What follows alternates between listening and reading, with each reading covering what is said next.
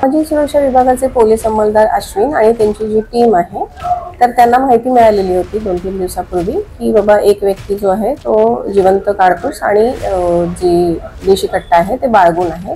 पण तो स्टुडंट होता, त्यामुळे आम्हाला त्याच्याबद्दल खात्री नव्हती. तर आम्ही संपूर्ण खात्री केल्यानंतर त्याच्या घरी जप्ती केल्यानंतर हे लक्षात आलेलं की त्याच्याकडे एक पूर्ण देशी बनावटीची पिस्तल आणि एक जिवंत काडतूस मिळाला. त्याचं नाव आहे हिमांशू सिंग.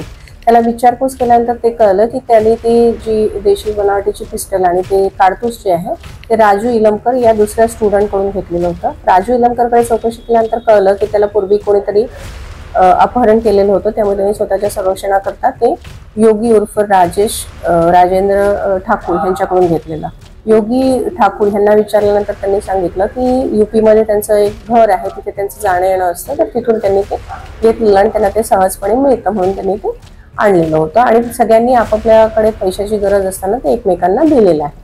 असं नेमकेपणाने ते त्या देशी पिस्टल घेण्यामागे आणि काडतूस घेण्यामागचा नेमका उद्देश असा कोणाकडून नेमकेपणाने कळलेला नाही आहे. यामध्ये मुख्यत्वे जसं सांगितलं की पोलीस अंमलदार अश्विन आणि त्यांची टीम, ज्यामध्ये समीर, कुणाल, शेषराव आणि सचिन आणि कमलेश यांनी कारवाई केलेली आहे. त्या व्यतिरिक्त सहाय्यक पोलीस निरीक्षक नान्नवरे यांनी या कारवाईला योग्य प्रकारे शेवटापर्यंत नेलेलं आहे.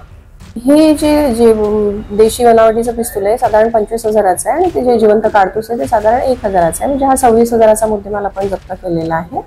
आणि हिमांशू यांच्या संदर्भामध्ये एक घातपाताचा जो आहे प्रकार तो एक दाखल आहे पोलीस ठाणे झरीपट्ट्याच्या.